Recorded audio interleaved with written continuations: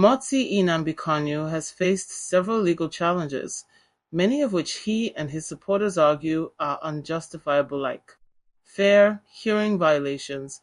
Kanu's legal team has argued that the prescription proceedings violated the constitutional right to a fair hearing. They claim that IPOB was neither notified nor heard before the prescription order was issued. Prescription of IPOB. In 2017, the Nigerian government proscribed the indigenous people of Biafra, IPOB, and labeled it a terrorist organization. This decision was made through an ex parte application, meaning IPOB was not given a chance to defend itself in court. Procedural lapses. The prescription directive was signed by the late Abba Kyari, former chief of staff to the president, instead of the president himself, as required by law. Despite acknowledging these procedural lapses, the Court of Appeal dismissed the appeal on the grounds that national security overrides constitutional provisions. I will appreciate it if you can take a moment to subscribe to this young channel, click like and share this post. Thank you. Let's continue. Ongoing legal battles. Kanu has vowed to challenge the Court of Appeal's judgment affirming IPOB's prescription at the Supreme Court. His legal team is determined to resist the ruling within the parameters of both municipal and international law. These legal challenges highlight the complex and contentious nature of Kanu's fight for Biafran independence. Who is this named Kanu?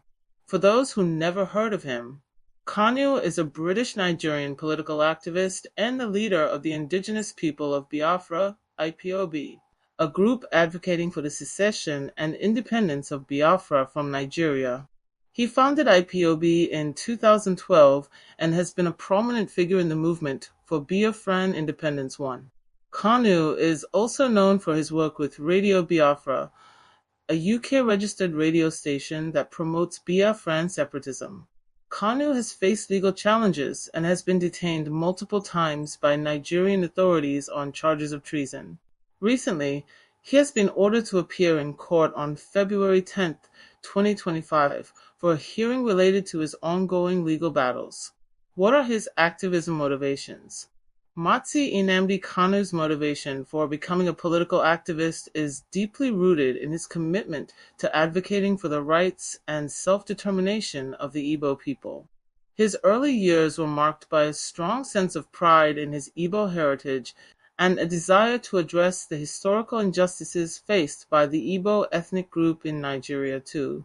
Kanu's activism began with his involvement in Radio Biafra, where he voiced secessionist views and called for the creation of an independent state of Biafra.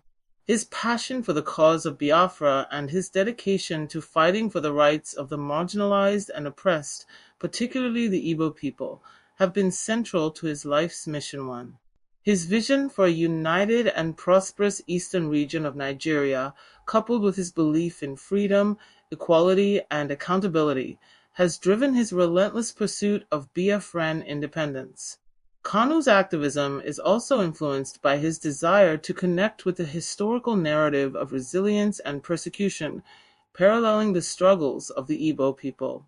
There have been concerns about the perceived nonchalant and complicit attitude of some political leaders from Nnamdi Kanu's tribe, the Igbo people, regarding his release. While there are groups and individuals actively advocating for his freedom, such as the Rising Sun Foundation and Ambassadors for Self-Determination, there is a perception that some political leaders may prioritize their personal ambitions over the collective welfare of the Igbo people. Critics argue that these leaders may publicly call for Kanu's release, but engage in negotiations behind closed doors that ensure his continued imprisonment. This behavior has been described as duplicitous and reflective of a trend where personal political gains are prioritized over the collective welfare of the Igbo people. Despite these challenges, there are not enough efforts and advocacy for Kanu's release, and most leaders and groups continue to be complicit when it comes to his freedom. To the people of Biafra and all supporters of justice, our beloved leader, Nnamdi Kanu, remains unjustly detained, a symbol of our collective struggle for freedom and self-determination. We have witnessed his unwavering dedication and relentless pursuit of justice for the Igbo people and all marginalized groups. Now it is time for us to come together and amplify our voices.